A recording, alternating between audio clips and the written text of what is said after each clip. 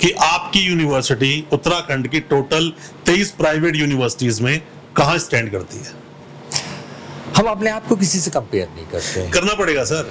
Student admission लेना चाहता है, हाँ। स्टूडेंट कहता है कि मैं अच्छी जगह जाऊं, बेशक उसको कुछ ना पता हो, क्योंकि भ्रामक जो ये एडवर्टीजमेंट्स है ना सर, इससे मैं हमेशा अवेयर करता हूं स्टूडेंट्स को कि बड़े बड़े एडवर्टीजमेंट्स को देखकर एडमिशन मत लो। क्या हिंदी में होती है फार्मेसी? यूपी में होती थी। यूनिवर्सिटी में स्टूडेंट्स एडमिशन क्यों ले?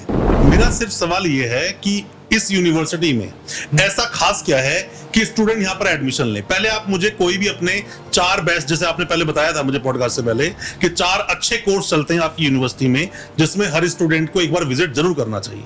वो कौन से कोर्सेज हैं, क्या अप्रूवल्स है, थोड़ा उसके बारे में बताइए। कि केवल ट्रैवल एंड टूरिज्म इंडस्ट्री की बात करें तो हिंदुस्तान की आबादी का 9.8% ट्रैवल एंड टूरिज्म में डायरेक्टली या इनडायरेक्टली इन्वॉल्व। आपने बोला आपके पास BCI का अप्रूवल है। BCI अपने आप में बहुत एक अच्छा कोर्स रन करता है, LLB जी, मोट कोड चाहिए होता है। आपने उसके बारे में नहीं बोला कि ये स्पेशल कोर्स है, क्यों? तो नमस्कार दोस्तों, फिर एक बार स्वागत करता हूं आप सभी का माय पॉडकास्ट में, और जहां हम लेकर आते हैं अलग अलग यूनिवर्सिटीज को, कॉलेजेस को, उनके कोर्सेज के बारे में हम आपको बताते हैं। पिछले कई दिनों से जो आप हम लोगों से कमेंट में सवाल पूछ रहे थे या फिर आप रिकमेंड कर रहे थे कि हम एक वीडियो लेकर आए जिसमें महाराजा अग्रसेन हिमालयन गढ़वाल यूनिवर्सिटी के बारे में बात करें, formerly known as Himalayan Garhwal university. University 2016 से हालांकि काम कर रही है। 2016 के इसके दिसंबर में इसके पास अप्रूवल UGC का आया था, और जैसा मैं हमेशा आपको बोलता हूं कि पहले किसी भी यूनिवर्सिटी को चलने के लिए UGC की मान्यता लेनी होती है, और UGC ही सारी यूनिवर्सिटीज को रेगुलेट करती है हमारे देश में। आज हम स्वागत करते हैं अपने इस पॉडकास्ट में संजय ऋषिश्वर जी का, जो कि महाराजा अग्रसेन हिमालयन गढ़वाल यूनिवर्सिटी में बहुत ही महत्वपूर्ण भूमिका निभाते हैं, और जब से वो काम कर रहे हैं इस यूनिवर्सिटी में स्टूडेंट्स बहुत सारे बढ़ गए हैं और स्टूडेंट्स को अच्छी एजुकेशन मिल भी रही है। तो मैं संजय ऋषिश्वर जी से चाहूंगा कि वो कुछ बताएं यूनिवर्सिटी के बारे में। सर नमस्कार वीरेंद्र जी, आप सभी को भी बहुत सारा नमस्कार और बहुत सारी शुभकामनाएं। विश्वविद्यालय में जैसे वीरेंद्र जी ने बोला कि मैं भूमिका एक अहम अदा करता हूं, लेकिन मेरा कहना ये है कि विश्वविद्यालय एक सिंगल आदमी से नहीं चलती है, इसमें कलेक्टिव फंक्शनिंग होती है। तो जैसे विश्वविद्यालय में काफ़ी महती भूमिका अदा करने वाले हमारे कुलाधिपति रहते हैं, प्रतिकुलाधिपति रहते हैं, कुलपति महोदय होते हैं, प्रतिकुलपति होते हैं, कुल सचिव होते हैं और उपकुल सचिव भी होते हैं। और इसके अलावा सबसे जो इम्पोर्टेंट है, ये सारे के सारे लोग तो सपोर्ट करते हैं, लेकिन जो फैकल्टी है वो अपना सबसे अधिक इम्पोर्टेंट होती है, क्योंकि यदि फैकल्टी नहीं होगी अच्छी तो हम उम्मीद नहीं। जैसा कि मैं हमेशा अपने पॉडकास्ट के माध्यम से या वीडियोस के माध्यम से बोलता हूं, don't be qualified, be educated. अच्छी एजुकेशन लेना बहुत जरूरी है। संजय जी, आपसे मैं ये पूछना चाहूंगा कि जो यूनिवर्सिटी है महाराजा अग्रसेन यूनिवर्सिटी, पहले इसको जानते थे हिमालयन गढ़वाल यूनिवर्सिटी के नाम से जी। बहुत सारे स्टूडेंट्स के सवाल थे पिछली हमारी बहुत सारी वीडियोस में कि यूनिवर्सिटी ने अपना नाम क्यों बदला। सबसे पहले बात यही शुरू करेंगे। आपका ये सवाल बहुत ही उचित है, और इनफैक्ट कई बार बच्चे हम लोगों से बोलते भी कि ऐसी क्या जरूरत पड़ गई। असल में हिमालयन गढ़वाल यूनिवर्सिटी नाम रखने का उद्देश्य ही हम लोगों का ये था कि हम हिमालय की गोद में गढ़वाल मंडल में इस विश्वविद्यालय को संचालित कर रहे थे। बाद में मालूम चला कि किसी ने हमारे इस हिमालयन शब्द को इस्तेमाल करने पे आपत्ति लगा दी, तो इस वजह से हम लोगों को महाराजा अग्रसेन उसमें जोड़ना पड़ा। अब महाराजा अग्रसेन नाम ही क्यों, ये इसके पीछे एक बहुत ही रोचक कहानी सी है कि जब हम लोग विचार कर रहे थे कि हम क्या क्या नाम रख सकते हैं, तो कई नाम आए। तो महाराजा अग्रसेन नाम रखने का ये इसलिए है क्योंकि यदि हम हिस्ट्री को पढ़ने की कोशिश करें तो महाराजा अग्रसेन आधुनिक समाजवाद के एक स्थापना में उन्होंने एक बहुत ही अग्रणी भूमिका निभाई थी। और अग्रोहा जो है उनकी राजधानी हुआ करती थी, उसमें उन्होंने कहा था कि कोई भी नया व्यक्ति आएगा जो सेटल होना चाहता है, वो उसको वहां पर रहने वाले हर व्यक्ति 1 ईंट और 1 रुपए देगा। तो 1 ईंट जिससे वो मकान बना सके, 1 रुपए जिससे वो कल को कुछ बिजनेस कर पाए। यूनिवर्सिटी के बारे में अगर हम बात करें, क्योंकि नाम काफी बड़ा है, हालांकि महाराजा अग्रसेन हिमालयन गढ़वाल यूनिवर्सिटी, 5 नाम अपने आप में इसमें आ गए, तो शॉर्ट में हम बोलेंगे कुछ भी आप इस नाम को बोल सकते हैं। उत्तराखंड की यूनिवर्सिटी है ये। यूनिवर्सिटी में स्टूडेंट्स एडमिशन क्यों ले, सबसे बड़ा सवाल। क्योंकि लगातार जब हम एक वीडियो बनाते हैं ना, तो नीचे बहुत सारे कमेंट्स आते हैं यूनिवर्सिटी के बारे में, तो इस यूनिवर्सिटी में एडमिशन क्यों ले? मैं इनफैक्ट आपसे जो बात कर रहा हूँ तो मैं ये नहीं कहूंगा कि बच्चा हमारे यहाँ क्यों ले प्रवेश। 23 बल्कि- यूनिवर्सिटी तो पहले से ही उत्तराखंड में। हाँ। 23 प्राइवेट यूनिवर्सिटी। जी जी जी, बिल्कुल सही आपने कहा। मैं थोड़ा सा उसको, यदि आप अनुमति दें, थोड़ा सा लंबे तरीके से बात करना सब चाहूंगा। स्टूडेंट्स बहुत ज्यादा इंटरेस्टेड होते हैं जब एक वीडियो लेकर आते हैं किसी यूनिवर्सिटी पर, तो हमने वहां पे देखा है कि बहुत सारे स्टूडेंट्स वही लोग अप्रोच करते हैं जो उस यूनिवर्सिटी के बारे में एडमिशन लेना चाहते हैं, बट जी। पूरी इन्फॉर्मेशन नहीं है। हर स्टूडेंट पहली बार में तो विजिट करता नहीं, उसे इन्फॉर्मेशन कहां से? सोशल मीडिया से या फिर इस तरह के जो पॉडकास्ट होते हैं उनसे। तो मैं ये जानना चाहता हूँ और मेरे सारे जितने भी व्यूअर्स हैं वो भी जानना चाहते हैं कि क्यों वो इस यूनिवर्सिटी में क्यों आए एडमिशन लेने, क्योंकि बहुत सारे अच्छे अच्छे ऑप्शन हैं, यहीं पर क्यों? इसका थोड़ा सा उत्तर मेरा लंबा हाँ, रहेगा, बिल्कुल, लेकिन बिल्कुल उसमें पूरा क्या टाइम छात्रों स्टेज इज को- yours. Thank you very much. छात्रों को असल में ये चीज़ समझनी चाहिए और उनको कहीं ना कहीं मनन करना चाहिए कि 9वीं क्लास से उनको हम रटन टू तोता बना देते हैं। जैसे कि 9वीं से उन पे एक प्रेशर हर कोई क्रिएट करता, टीचर्स हो, स्कूल का एडमिनिस्ट्रेशन हो, परिवार के लोग हो, रिश्तेदार हो, भाई भतीजे हो, गली मोहल्ले के चाचा ताऊ हो, हर आदमी बोलता है 9वीं में आ गए, 10वीं बोर्ड, बिल्कुल अच्छे नंबर लाना, नहीं तो साइंस नहीं मिलेगी। एक बिल्कुल तो ये ठीक है। साइंस का हुआ उन्होंने क्रिएट कर रखा। दूसरी चीज ये है कि जैसे 11th 10th में उसने अच्छे नंबर ला दिए, 11th आया, फिर उसका चालू 12th में अच्छे नंबर लाना, नहीं तो करियर नहीं बनेगा। अब जो बच्चे में एक मौलिकता होनी चाहिए, एक इनोवेटिवनेस होनी चाहिए, वो तो खत्म हो गई है। अब उसने 12वीं पास कर लिया। अब 12वीं पास करने के बाद जैसे एक टीवी में एक एडवर्टाइजमेंट आता था, मुझे बड़ा अच्छा लगता था कि एक बच्चे ने बोला मैं एमबीए करूंगा, तो उसके पीछे सारे सारे बच्चे MBA वाले हो गए। हाँ मैं नहीं, क्लास में होता था ऐसा जी, कि जी, जब जी। हमसे आगे पूछने के लिए क्लास टीचर या फिर प्रिंसिपल साहब आया करते थे, तो पहले ही बच्चा इंटेलिजेंट था, उससे बोला क्या बनोगे? डॉक्टर। तो मेरा भी सवाल डॉक्टर ही था, जवाब डॉक्टर था, बिल्कुल सही। कि पता था नहीं बनना क्या, अल्टीमेटली क्लियर नहीं था। वही तो अब उसने अपने बारे में कुछ जाना नहीं, कुछ किया नहीं, वो रट रट के आ गया, उसको किसी ने सलाह दे दी कि तुम ये कर लो, तो उसने उस दौड़ में लगाना चालू कर दिया। दूसरी तरफ जो आपने कहा, बिल्कुल सही बात है कि 23 यूनिवर्सिटीज हैं, नंबर पर मायने नहीं रखता। यदि हम कॉलेजेस गिनेंगे तो मालूम नहीं कितने हो जाएंगे। बहुत सारे। और इसमें बच्चों को सबसे पहले तो ये सवाल अपने आप से पूछना चाहिए कि एक कॉलेज और यूनिवर्सिटी में क्या फर्क है, और विश्वविद्यालय में उन्हें प्रवेश लेने से फायदा क्या होगा। और खास तौर पे इन दिनों हर बच्चा, स्कूल का भी बच्चा जानता है नई शिक्षा नीति आ गई। तो नई शिक्षा नीति में जो सबसे बड़ी चीज रही है कि उन्होंने बात की रोजगार परकता की। बिल्कुल बिल्कुल। क्योंकि हम पढ़े लिखे बेरोजगार पैदा कर रहे हैं। वो बच्चे जो है रट रट के पास होते हैं, नंबर बहुत अच्छे ले आते हैं, लेकिन वो नौकरी के लायक नहीं पाए जाते क्योंकि उनके पास कोई भी स्किल्स नहीं होते। बिल्कुल ठीक है। अब यदि हम कॉलेज की बात करें तो कॉलेज कभी भी सिलेबस डिसाइड नहीं कर सकता, वो किसी न किसी विश्वविद्यालय से संबद्धता चाहिए। बिल्कुल ठीक है। और जब संबद्धता चाहिए है तो वो उसी विश्वविद्यालय का सिलेबस फॉलो करेगा। अब वो उसने नंबर्स जो भी ले आए सब कुछ कर लिया, लेकिन उन विश्वविद्यालयों का चूंकि ज्यादातर संबद्धता प्राइवेट या निजी विश्वविद्यालयों को के पास तो अधिकार नहीं, वो तो सॉलिटरी या यूनिटरी यूनिट्स होती हैं। तो सरकारी विश्वविद्यालय में सिलेबस चेंज होना और इतनी तेजी से चेंज होना संभव नहीं है, जो कि प्राइवेट यूनिवर्सिटीज इस पर ध्यान देती हैं। उस ध्यान देने की एक वजह और है कि इन यूनिवर्सिटीज के पास यदि बच्चे नहीं आएंगे तो इनके पास आमदनी का और कोई जरिया नहीं है। इनके पास आमदनी का मेन जरिया है फीस का। और फीस कैसे आएगी? जब बच्चा रोजगार पर होगा, कल को वो पास आउट होगा, उसको नौकरी मिलेगी, होना चाहिए स्टूडेंट, नॉलेज लेके आएगा और स्किल्स रहेंगे तो उसको नौकरी भी मिलेगी, वो बेरोजगार नहीं होगा। और यही वजह है तो इस रास्ते में मतलब स्टूडेंट्स को एजुकेट बनाने के लिए, देखिए यूनिवर्सिटी है, यूनिवर्सिटी डिग्रियां दे देती हैं, ठीक है, एडमिशन लिया, 3 साल कंप्लीट किया, जैसे कि मैंने बहुत अच्छी लाइन पढ़ी थी कि डिग्रियां सिर्फ आपकी फीस की रसीद भर है, नॉलेज नहीं मिलती है ना।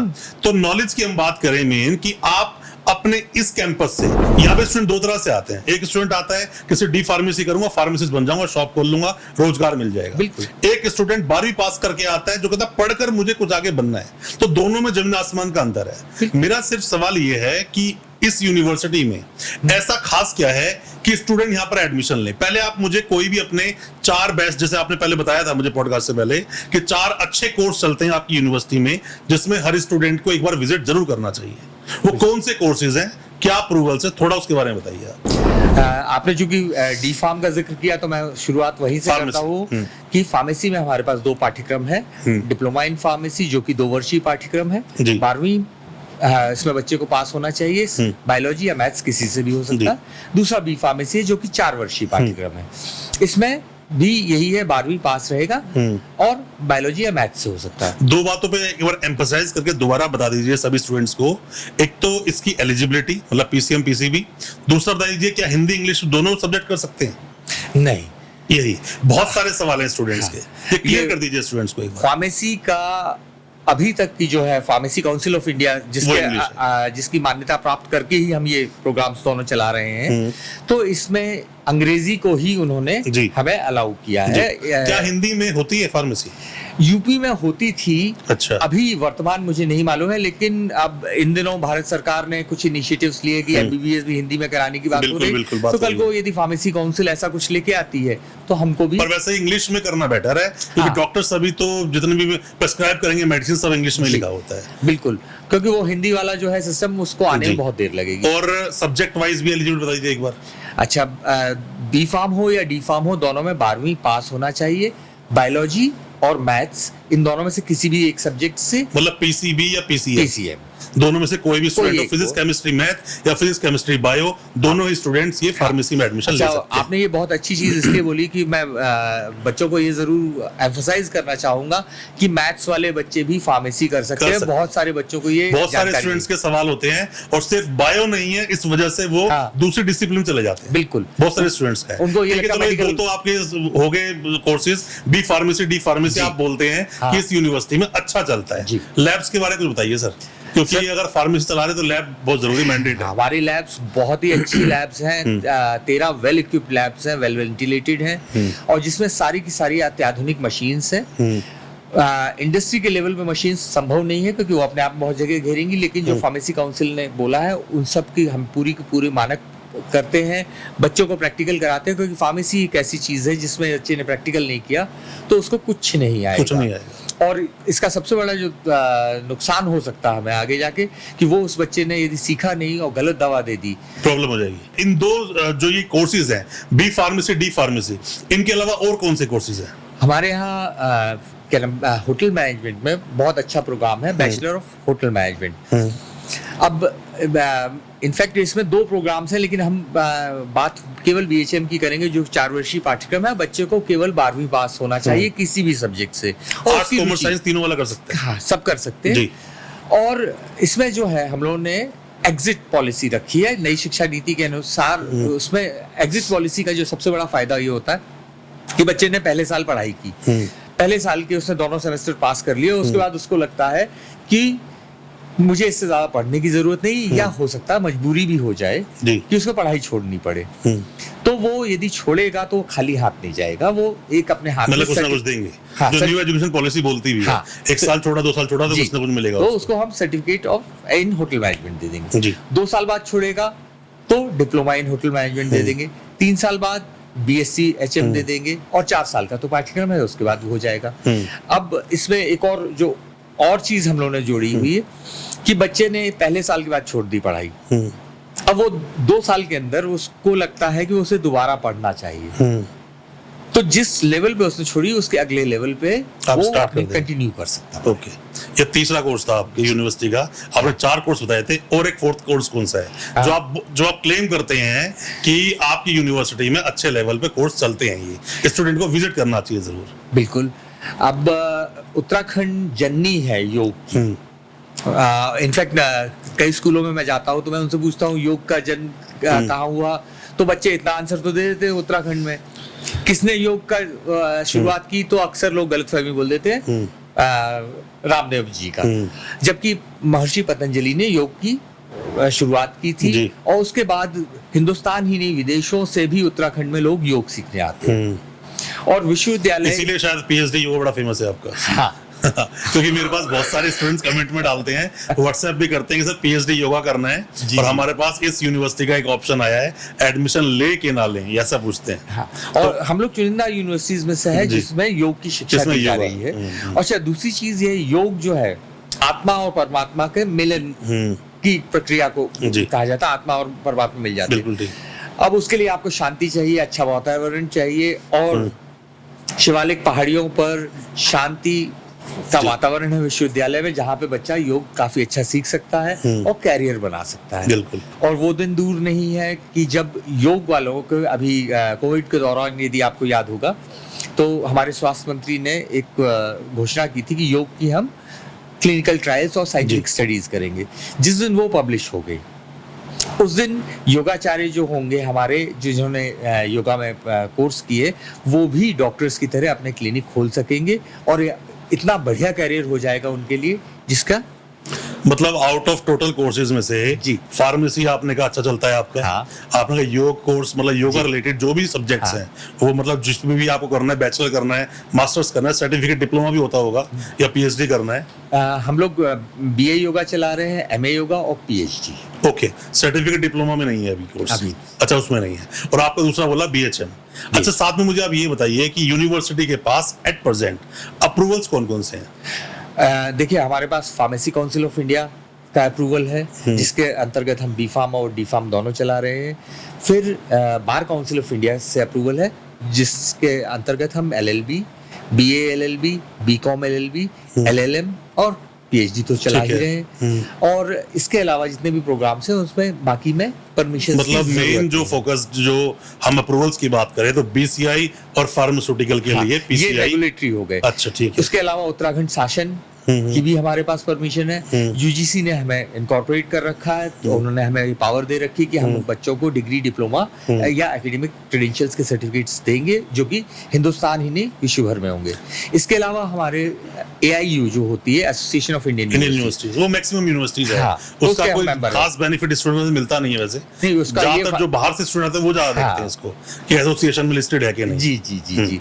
अच्छा, मैं अभी एक ऐसा सवाल चाहता हूँ पूछना आपसे, जो अक्सर स्टूडेंट्स पूछते हैं और यूनिवर्सिटीज बचती हैं। हाँ। मतलब प्लेसमेंट। एक यूनिवर्सिटी जो एजुकेशन दे रही है कैंपस में, हॉस्टल होता है, स्टूडेंट्स पढ़ते हैं, एडमिशन लेने का आजकल सभी स्टूडेंट्स का पहला यही टारगेट होता है कि प्लेसमेंट कैसा मिलेगा। थोड़ा प्लेसमेंट के बारे में बताइए आप।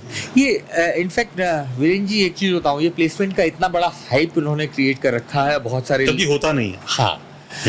आप एक बात बताइए, प्लेसमेंट ज्यादा जरूरी है कि उस बच्चे को तैयार करना? अभी थोड़ी देर पहले मैंने आपसे यही बोला था कि उसने 10वीं रट के पास कर ली, तैयार करना मेन जरूरी है उसको, है ना? तो कोई भी आदमी ट्रेनिंग की बात नहीं करता कि सॉफ्ट स्किल्स की ट्रेनिंग क्या होगी, कम्युनिकेशन स्किल्स की क्या होगी। संजय जी, आप मुझे ये बताइए, जैसे आप बात कर रहे हैं कि आप अपनी यूनिवर्सिटी में, अपने कैंपस विश्वविद्यालय में स्टूडेंट्स को तैयार करने पर मेन ध्यान देते हैं। प्लेसमेंट से जरूरी है, बेशक हम बात ना करें, पर वो जरूरी है क्योंकि बहुत सारे स्टूडेंट्स को सिर्फ नौकरी चाहिए, क्योंकि बेरोजगारी वैसे ही बहुत है। तो किस तरह तैयार करते हैं और किस तरह से प्लेसमेंट्स होता है, थोड़ा उसके बारे में बताइए। वीरेंद्र जी, सबसे पहली बात तो ये है कि हमने कोई भी प्रोग्राम हो, योग तक, हर प्रोग्राम में हमने बच्चों के लिए कंप्यूटर एप्लीकेशंस डाला है, क्योंकि आज की डेट में बच्चे को यदि कंप्यूटर्स के बारे में जानकारी ना हो तो बेकार है। दूसरा, कम्युनिकेशन स्किल्स, इंग्लिश नहीं डाली है, कम्युनिकेशन स्किल्स डाला, तो वहां पर सॉफ्ट स्किल का डेवलपमेंट इंपॉर्टेंट है। तीसरी चीज ये है कि बच्चे को हम बार बार प्रोत्साहित करते हैं कि वो प्रेजेंटेशन बनाए, प्रेजेंटेशन दे, और उसके बाद उस प्रेजेंटेशन के बेसिस पे हम लोग क्वेश्चन आंसर सेशंस करते हैं। इसके अलावा हमारी ऑनगोइंग ट्रेनिंग चलती है, जिसमें हम बच्चों को ट्रेन करते हैं। अब एक बेसिक स्कॉलरशिप भी होती है इसके अंदर, जो ट्रेनिंग करवाते हो या एडमिशंस लेते हो, जब स्टूडेंट्स को आप एजुकेशन दे रहे हो, अगर एजुकेशन दे रहे हो कोई ना कोई स्कॉलरशिप भी होगी। स्कॉलरशिप का ये है कि जैसे उत्तराखंड का बच्चा होता है तो हम उसको 31% तो कम से कम फीस माफ कर ही देते हैं। कितना परसेंट? 31% फीस माफ हो जाती है। हाँ। अच्छा, 10,000 फीस है तो मतलब उसमें से लगभग आप ट्यूशन फी 3100 माफ कर दोगे। 3100 रुपए उसमें से कम हो जाएगी। इसके अलावा हम लोगों की एक पॉलिसी है कि हम जो है, यदि कोई बच्चा गरीब है और यदि पढ़ना चाहता है तो गरीब का पैरामीटर कैसे नापोगे? अब वो देखिए, हम उसमें उस चीज पर नहीं पढ़ते हैं कि फिर भी गरीब का एक पैरामीटर तो होगा ना। मैं आज आके बोलूं कि भाई एक बच्चा गरीब है पर वो ठीक ठाक है, तो कैसे आप, मतलब किस तरह से उसको जज करोगे? हमें विश्वास करना पड़ता है, क्योंकि हम बीपीएल कार्ड यदि मांगेंगे तो बीपीएल कार्ड कईयों को हम लोगों ने देखे, तो उसमें मैं कुछ कमेंट नहीं करना चाहता हूँ। तो इसमें सीधी सीधी बात यह है कि आप को मैं जानता हूं, आप आए कि बोले ये गरीब बच्चा है, तो हम लोग उस बात को मानवीय तौर पे मान लेते हैं, विश्वास करते हैं। कितनी परसेंट स्कॉलरशिप मिलती है उस पर? उसमें डिपेंड करता है, कई बच्चों की तो हम लोगों ने पूरी फीस माफ कर दी। अच्छा। अब आपकी जानकारी के लिए बता दूं, एक ये बहुत ही महत्वपूर्ण जानकारी है। कि भारत सरकार का बेटी बचाओ बेटी पढ़ाओ एक अभियान जी। है जो हर बस हर ट्रक के नीचे सब जगह निकला लगा हुआ हुआ है और बहुत सारी बातें चल रही हैं। हम लोगों ने पिछले 2 वर्ष में एक्चुअली में बेटियों को पढ़ाया है, उनसे कोई फीस नहीं ली और वो 2 वर्ष में पढ़ाया है, केवल ये नहीं 1-1 साल 22-23 23-24 में जितनी भी बच्चियों ने हमारे यहाँ प्रवेश लिया था उसमें फार्मेसी और लॉ के पाठ्यक्रम शामिल नहीं थे। उनसे हमने केवल प्रवेश के समय 500 रुपए नामांकन के लिए थे और पूरी ड्यूरेशन ऑफ कोर्स। अभी मतलब आप ये बोल रहे हैं कि आपने काफी सारे स्टूडेंट्स को फ्री में पढ़ाया है। सारी लड़कियां फ्री में पढ़ रही हैं। हमारी अच्छा, 22-23 जितने बैच फीमेल की- कैंडिडेट सारे वो फ्री में हाँ, पढ़ रहे हैं। केवल सर ये pharmacy- एक ओपन प्लेटफॉर्म है, सोशल मीडिया पे आप हाँ। बोल रहे हैं क्योंकि स्टूडेंट गलती से पहुंच जाए आपके नियर बाय, आप बोलो नहीं हम तो फ्री में नहीं पढ़ाएंगे, मैं इसलिए बोल रहा हूँ। नहीं, ये- क्या ऐसा कुछ लिमिटेशन कैप लगा हुआ है कि 24 तक ही पढ़ाएंगे, 25 तक पढ़ाएंगे? नहीं, उनका ये है कि उन सालों में हमने जिनको एडमिशन दिया उनसे हमने कोई फीस नहीं ली। ठीक है। हॉस्टल और मेस की फीस? हॉस्टल और मेस की हम लड़कों से 42,000 लेते थे, लेकिन लड़कियों को हमने 42,000 including mess and including hostel। Mess, electricity, सब कुछ उसमें आ गया। ड्यूल शेयरिंग होता है भी? ड्यूल शेयरिंग होता है इनफैक्ट या ट्रिपल शेयरिंग? ड्यूअल शेयरिंग नहीं है, एक रूम में 4 बच्चियां रहती हैं और Okay. बच्चे भी 4 रहते, लेकिन वो रूम अपने आप में सफिशिएंट साइज है। Okay. और इनफैक्ट मैं तो आपसे ये कहूंगा कि कभी आप आए विश्वविद्यालय और देखिए इतना बढ़िया हॉस्टल। तो अभी संजय जी मैं जानना चाहूंगा कि अभी एट प्रेजेंट मतलब 2024 में, क्योंकि एडमिशन का टाइम है, अभी हम मई में वीडियो बना रहे हैं, तो अभी यूनिवर्सिटी में कैपेसिटी कितनी है कि कितने स्टूडेंट्स रुक सकते हैं आपकी यूनिवर्सिटी में आकर?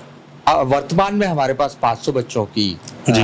कैपेसिटी है और जो प्रोविजन हम लोगों ने कर रखा है निकट भविष्य में जितनी जल्दी हो सकेगा, तो हमारे प्रबंधन मंडल ने 5,000 बच्चों के लिए प्लानिंग कर 5,000 रखी है। क्यों, ऐसा क्यों? क्योंकि हमारे पास रोज जिस तरह से इंक्वायरी आ रही है, दूर दूर का बच्चा आ रहा है। अब दूर का बच्चा, पहले तो जब यूनिवर्सिटी की शुरुआत में हुई थी, शैक्षिक व्यवस्था थी, तो इधर उधर हो जाती थी। अब आसपास के गांव में जो छोटी छोटी जगह है उसमें भी कहीं कमरा मिलना मुश्किल हो गया और कमरों के रेट बहुत ज्यादा हो गए और बच्चा परेशान होता है। तो इसलिए हम लोगों ने ये प्रोविजन रखा है कि हम जल्दी ही जल्दी काफी बड़ी कैपेसिटी कर देंगे और वो डिपेंड करता है कि इस साल की प्रवेश प्रक्रिया खत्म होने के बाद हमारी परिस्थितियां जैसे क्या आज भी पेरेंट्स का ये सोचना है कि हम अपने बच्चों को वहां पढ़ने भेजें, चाहे उन्हें एकांत माहौल मिले, पढ़ाई पर ही फोकस कर सकें। तो बहुत सारी यूनिवर्सिटीज ऐसी मतलब ऐसी लोकेलिटी पे बसी हुई है कि स्टूडेंट को बाहर का नजारा ज्यादा दिखता है। जैसे हम बात करें बच्चे बाहर पढ़ने के लिए जाते हैं तो MBBS जा करने जा रहे हैं, उसका सच कोई छुपा हुआ नहीं है, काफी सारे स्टूडेंट क्यों जाते हैं उसके अंदर। तो आपकी यूनिवर्सिटी कहाँ तो ये बनी है, स्टूडेंट को उसका क्या बेनिफिट मिल सकता है और कैसे स्टूडेंट्स बेनिफिट ले रहे हैं उसके बारे में?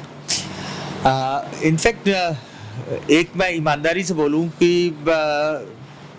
मेरा तकरीबन 35 साल का तजुर्बा हो रहा है शिक्षा के 35 साल से तो यूनिवर्सिटी भी नहीं है, 10 साल में मेरा यूनिवर्सिटी आई है। कुल तजुर्बा। पर्सनल, अच्छा पर्सनल आपका। और 18 वर्ष से अभी कितनी यूनिवर्सिटीज में आप रह चुके हैं? मैं इनफैक्ट ये मेरी 5वीं यूनिवर्सिटी है। ओके। 18 वर्ष से मैं शिक्षा के क्षेत्र में हूँ। तो आपका कहना बिल्कुल सही है कि वो बच्चा जो है अपनी ये सोचता है कि जैसे उस 18 साल का हो गया या 17 साल का 12वीं पास कर ली तो उस अब बड़ा हो गया और उसको बिगड़ते देर नहीं लगती और माँ बाप भी सोचते पढ़ाई कर रहा है। बिल्कुल वो है। बिल्कुल। अच्छा, बच्चों को बरगलाने के लिए हर विश्वविद्यालय और हर कॉलेज ये लिख देता है आधुनिक गुरुकुल। आधुनिक। लेकिन एक्चुअली जब आप विश्वविद्यालय आएंगे तो आप पाएंगे कि हमारा गुरुकुल है, यहाँ बच्चे की बिगड़ने की गुंजाइश बहुत कम है, क्योंकि ना यहाँ पर कोई बहुत बड़ा मार्केट है, ना पिक्चर हॉल है, और यदि बच्चा इधर उधर आवारागर्दी भी करेगा तो आसपास के जो लोग हैं वो इतने प्रोटेक्टिव मतलब पढ़ने का अच्छा एटमॉस्फेयर मिलता है स्टूडेंट को, शांति मिलती है पढ़ने के लिए। शांति बिल्कुल है, यहाँ पे प्रदूषण बिल्कुल नहीं रहे, और जो मौसम है साल भर इतना खुशमिजाज रहता है, ना बहुत ज्यादा ठंड होती ना बहुत ज्यादा गर्मी, बहुत ही प्लेजेंट है। अच्छा, आप कुछ मुझे बताइए कि बहुत सारे स्टूडेंट्स के पिछली वीडियोस में बहुत सारे जो कमेंट्स हैं, हालांकि पिंक करने उसको कोशिश करूंगा, वो अक्सर पूछते हैं कि यूनिवर्सिटी के वाइस चांसलर साहब नहीं मिलते, हम रजिस्ट्रार साहब से कैसे मिले।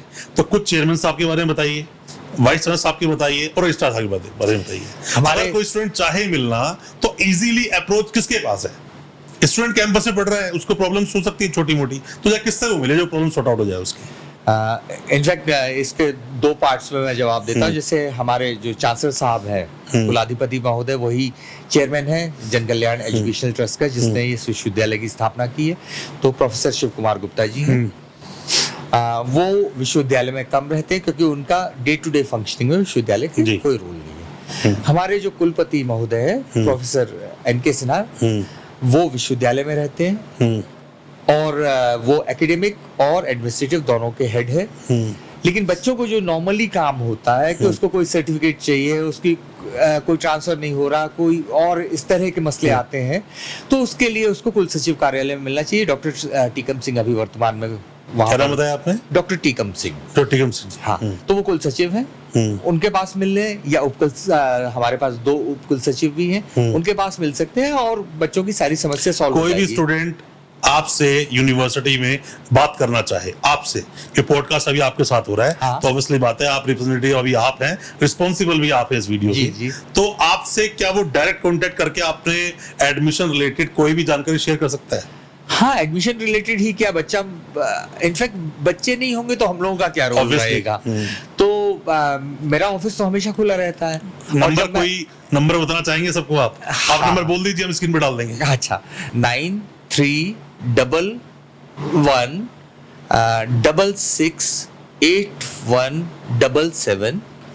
दूसरा नंबर है 9378099055। जी, दोनों नंबर्स को हालांकि हम स्क्रीन पे भी डाल देंगे। हाँ। कि स्टूडेंट जो एडमिशन लेना चाहे, कोई भी इंक्वायरी करना चाहे, कुछ भी पूछना चाहे, तो सीधा इन नंबर्स पर भी कॉल कर सकता है। सर, मेरा एक और सवाल है आपसे इसके अंदर कि यूनिवर्सिटी 2016 में आई, आज हम 24 में बैठे हैं, 8-9 साल लगभग हो गए। 8-9 साल में क्या, मैंने 3 साल में देखा है कि यूनिवर्सिटीज बहुत लंबी लिस्ट अप्रूवल्स के लिए आती है, बहुत सारे कोर्सेज आ जाते हैं। ये यूनिवर्सिटी इतनी स्लो क्यों चल रही है? इनफैक्ट वीरेन जी, अपनी वो जो बात चालू हुई थी वो बहुत लंबी बात होने वाली थी, तो इसलिए मैंने कट शॉर्ट कर दिया, तो मैं वहीं पर आता हूँ।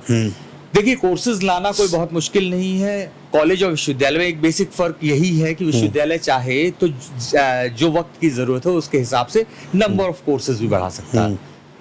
लेकिन हम नंबर ऑफ कोर्सेज रातों रात इतने सारे यदि बढ़ा देंगे तो क्वालिटी में कहीं ना कहीं कंप्रोमाइज हो, और यदि क्वालिटी में कंप्रोमाइज होगा तो हम बस पढ़े लिखे बेरोजगार पैदा करेंगे। तो इसीलिए आपने बोला कि 4 कोर्स हमारे फोकस्ड चलते हैं, ये जिन्हें 4 हम कोर्स बहुत अच्छे से प्रोवाइड करते हैं। इसके अलावा जैसे हमारा बीएससी एग्रीकल्चर है, बीसीए है, बीसीए में हमेशा सीट्स फुल रहती है, एमसीए चलता है, तो इस तरह के बहुत सारे पाठ्यक्रम है हमारे पास।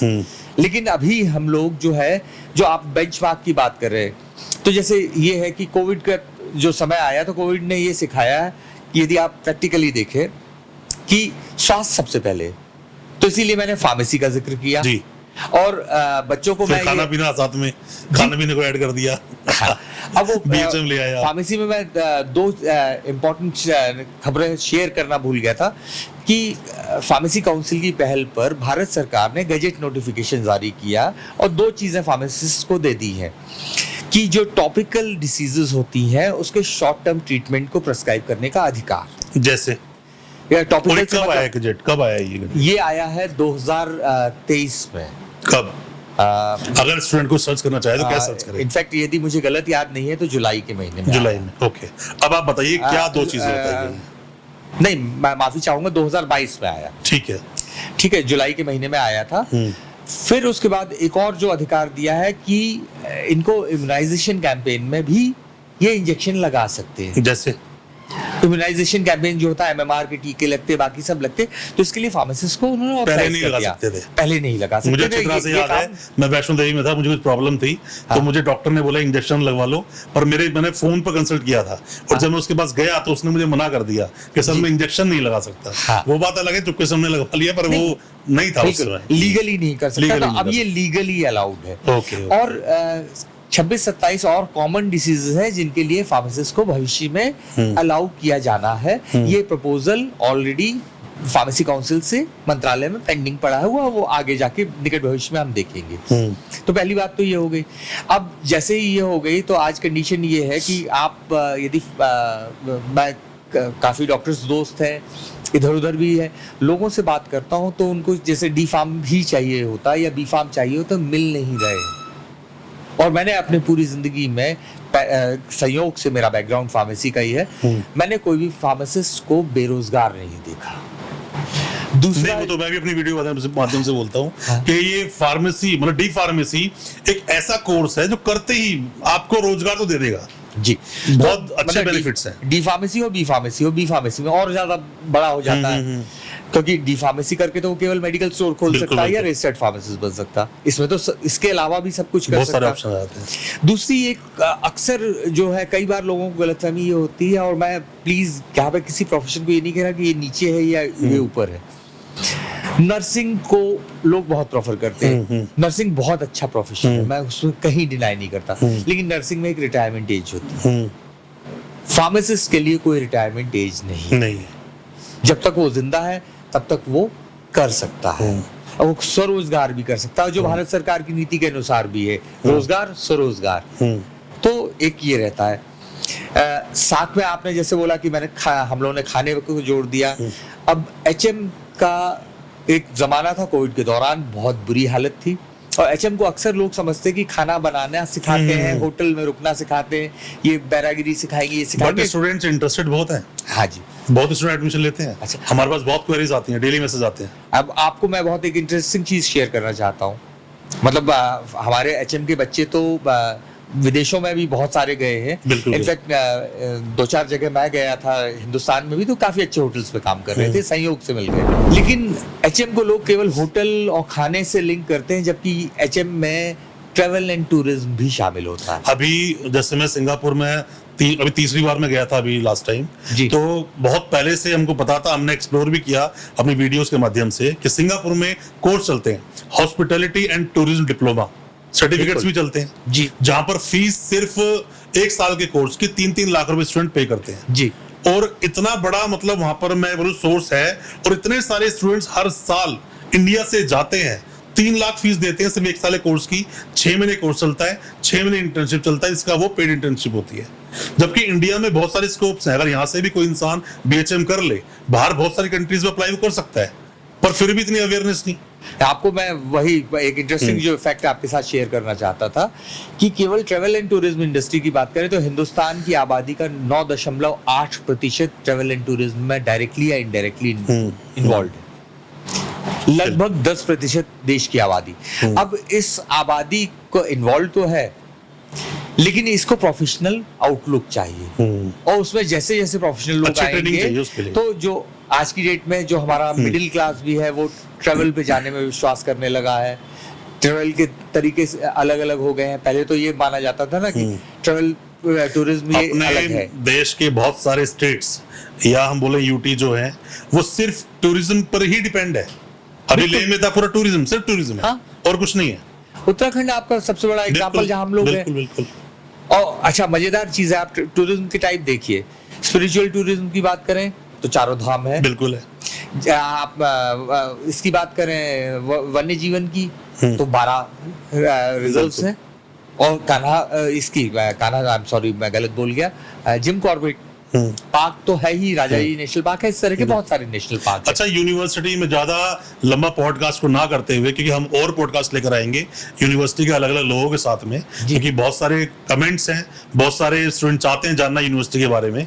अभी मैं ये जानना चाहता हूँ आपसे कि किसी भी स्टूडेंट को यूनिवर्सिटी पहुंचना है, यूनिवर्सिटी पहुंचने के बेसिक मतलब 3 ही तरीके, by flight, by train, by bus या कार, जैसे भी किस तरह से पहुंचेगा स्टूडेंट? मैं माफी चाहूंगा कि एयरपोर्ट हमारे आसपास नहीं है। सबसे पास एयरपोर्ट कौन सा है? सबसे करीबी एयरपोर्ट देहरादून है, जहां से हम लोग 170 किलोमीटर दूर है। 170 मतलब कम से कम 4 घंटे? नहीं, आप पहाड़ की बात कर रहे हैं। तो कम से कम आपको 6.5 घंटे लगेंगे। अच्छा, क्योंकि आप देहरादून से जो है कोटद्वार तक आ जाएंगे, वो प्लेन एरिया है। मान लीजिए स्टूडेंट कोई भी आ रहा है आपके पास, तो उसको अगर बस से आना है, ट्रेन तो मेरे ख्याल से वो ट्रेन हमारी कोटद्वार तक आती है, तो गेटवे जो है हमारी यूनिवर्सिटी के लिए कोटद्वार रहेगा। कोटद्वार से ट्रेन से बच्चा आ गया, उसके बाद यूनिवर्सिटी पहुंचने कितनी देर लगेगी उसे? वहां से 3.5 से 4 घंटे लगते, डिपेंड करता है वो किस मीन्स से आ रहा है। अच्छा। और एक ये है कि बसें भी चलती हैं, लेकिन सुबह चलती हैं, टैक्सीज भी चलती हैं, वो भी सुबह चलती हैं। बच्चा यदि लेट हो जाता है तो उसको दिक्कत हो जाएगी, फिर उसकी कितना लेट? यदि वो 12 बजे के बाद आता तो प्रॉब्लम हो सकती है पहुंचने में। अपना कन्वेंस है फिर तो प्रॉब्लम, कन्वेंस है तो कोई प्रॉब्लम नहीं है। और रास्ता अच्छा है, पक्का रास्ता है, तो वो दिक्कत नहीं है। बस ये है चूंकि पहाड़ की चढ़ाई है तो 110 किलोमीटर में इतना समय लगता ही लगता है। इन शॉर्ट सिर्फ आपसे एक लास्ट सवाल पूछना चाहूंगा मैं कि आपकी यूनिवर्सिटी उत्तराखंड की टोटल 23 प्राइवेट यूनिवर्सिटीज में कहां स्टैंड करती है? हम अपने आप को किसी से कंपेयर नहीं करते हैं। करना पड़ेगा सर। स्टूडेंट एडमिशन लेना चाहता है, हाँ। स्टूडेंट कहता है कि मैं अच्छी जगह जाऊं, बेशक उसको कुछ ना पता हो, क्योंकि भ्रामक जो ये एडवर्टीजमेंट्स है ना सर, इससे मैं हमेशा अवेयर करता हूं स्टूडेंट्स को कि बड़े बड़े एडवर्टीजमेंट्स को देखकर एडमिशन मत लो। यूनिवर्सिटी जाओ, कैंपस विजिट करो, स्टाफ से मिलो, स्टूडेंट्स मिले, उनसे बात करो, ऐसे एडमिशन मत लो। और मैं हमेशा ये बात बार रिपीट भी करता हूं, अगर एक यूनिवर्सिटी है तो कहीं ना कहीं वो स्टैंड करती होगी, या तो अपनी क्वालिटी पर या अपने कैंपस पर। बहुत सारी यूनिवर्सिटी हैं सर अपने उत्तराखंड में ही जो सिर्फ कैंपस दिखा के एडमिशन लेती हैं। तो आप कहां स्टैंड करते हैं कि स्टूडेंट आपके पास क्यों है? जैसा आपने बोला एक तो कि यूनिवर्सिटी एकांत में है तो अच्छा एनवायरनमेंट मिलता है, अच्छे जो पढ़ने आ रहे हैं उनको तो अच्छा एनवायरनमेंट मिलेगा, है ना। बाकी स्टूडेंट्स की तो एक बात अलग है। तो आप कहां स्टैंड कर सकते हैं, जो कुछ बातें आप बोलना चाहते हैं? वीरेन जी, आप चूंकि इस सेक्टर में है, आपको मालूम है शिक्षा के क्षेत्र में क्या हो रहा है, तो आप उत्तराखंड की भी काफी यूनिवर्सिटीज को जानते हैं, देश की भी काफी को जानते हैं, तो मैं किसी पर आक्षेप नहीं लगा रहा हूँ। लेकिन आपने कभी हम लोगों का कोई एडवर्टाइजमेंट देखा? टीवी में कभी कोई स्क्रॉल देखा होगा, कहीं होर्डिंग्स का सुना? ये सब जो पैसा ये छात्र ही तो दे रहा अपनी फीस में से। हम लोगों ने कहा कि हमारा, क्यों? हमने तो ये सुना है कि बिना एडवर्टाइजमेंट व्यापार नहीं, लोग तो ये बोलते हैं। एडवर्टाइजमेंट तो बहुत जरूरी है, लेकिन हमारे पास एडवर्टाइजमेंट के लिए हमारा जो छात्र है उससे बेहतर कोई जरिया नहीं, उसमें लंबा समय लगेगा। पीछे से बोला कि शिक्षा व्यापार नहीं, अभी बहुत सी लाइन बोली, तो शिक्षा को भी तो लोगों ने व्यापारी बना दिया। लेकिन हम लोगों ने उसको व्यापार के तौर पे नहीं लिया, नहीं तो अदरवाइज हम लोग भी चाहते 1200 कोर्स ले आते, ठीक, 20 फैकल्टीज में। सर यूनिवर्सिटी बनाने का मेन मुद्दा तो यही होता है ना कि यूनिवर्सिटी हम बड़ी से बड़ी बनाएं, बहुत सारे कोर्सेज लाएं, बहुत बड़ा कैंपस हो, हजारों लाखों स्टूडेंट्स पढ़ें। अल्टीमेटली मुद्दा तो यही है, कोई भी इंसान चैरिटी तो करेगा नहीं। सर ये इनफैक्ट आपको मैं बताऊं तो थोड़ा सा हमारा जो उद्देश्य था थोड़ा अलग था, और इसीलिए हम लोगों ने इतनी सुदूर जगह विश्वविद्यालय बनाया, क्योंकि मुद्दा ये था कि पहाड़ खाली हो रहे थे। तो सबसे पहली बात ये थी कि पहाड़ों पर यदि शिक्षा का एक जरिया दे दिया जाए, उसमें भी रोजगार पर। आप फीस को बोल सकते हो यहाँ पर कि मतलब फीस बहुत बड़ा एक इफेक्ट करता है, बहुत ज्यादा बड़ा रोल प्ले करता है। मैं उस पर आ रहा हूँ। सबसे बड़ी बात ये थी रोजगार पर शिक्षा देके हम पलायन को रोकें, स्वरोजगार पैदा करें। और जो पहाड़ में एक दिक्कत आ रही है कि ऊपर से पैसा नीचे आ रहा है, नीचे से पैसा ऊपर नहीं जा रहा, तो पैसा वहां कम से कम रुकना चालू हो। अब इसके लिए जो जरूरी था कि सबसे पहली बात है शिक्षा की गुणवत्ता हो, और साथ में शिक्षा जो है व्यापार ना होकर एक सेवा का अवसर हो जाए। तो अब आपको, जैसे मैं बहुत नॉर्मल एग्जांपल दे रहा हूं कि आप यदि होटल मैनेजमेंट की बात करें, हिंदुस्तान के किसी भी ठीक ठाक HM इंस्टीट्यूट का जिसकी रैंकिंग खूब सारी प्रोजेक्टेड होती है, उसकी फीस 1 से लेकर 1.5 लाख के आसपास है। फीस ज्यादा है, देखा मैंने उसको। आप आश्चर्य करेंगे कि अखिल भारतीय कहीं से भी बच्चा आएगा, 40,000 रुपए साल हम उसकी फीस लेंगे, ठीक है। दूसरी चीज है फीस हमारी जो है वो बिल्कुल ट्रांसपेरेंट है, उसमें हम कोई छुपी हुई चीज नहीं करते कि भाई एडमिशन करने आए तो प्रॉस्पेक्टस के नाम पे बोलते हैं, फॉर्म्स के नाम पे दो अलग-अलग 2,000-5,000 तो ऐसे ही ले लेते हैं। हाँ, तो हमारे यहाँ जब बच्चा आएगा, हमारे सीधी बात है भाई 500 रुपए बेटा एनरोलमेंट के लगेंगे, वो लगते हैं यूनिवर्सिटी में। आप कॉलेज में भी पढ़ेंगे तो भी यूनिवर्सिटी लेती है, तो वो 500 रुपए लेगा, साथ में ये फीस जो है वो हम उसको बता देंगे। उस फीस का हम शेड्यूल बता देंगे कि सेमेस्टर वाइज आपको एग्जामिनेशन फॉर्म भरने से पहले वो फीस, मतलब हम ये बोल सकते हैं कि लो बजट वाला स्टूडेंट भी एडमिशन ले सकता है, आराम से एजुकेशन ले सकता है, अपना फ्यूचर बना सकता है। मतलब कि लो फीस के साथ साथ क्वालिटी एजुकेशन पर आप ध्यान देते हैं, आपके पास लैब्स हैं, चीजें हैं। बस एक चीज जो यहाँ मिसिंग हो गई पूरे सिनेरियो में, क्योंकि मैं लॉ बैकग्राउंड से आता हूँ, आपने बोला आपके पास BCI का अप्रूवल है।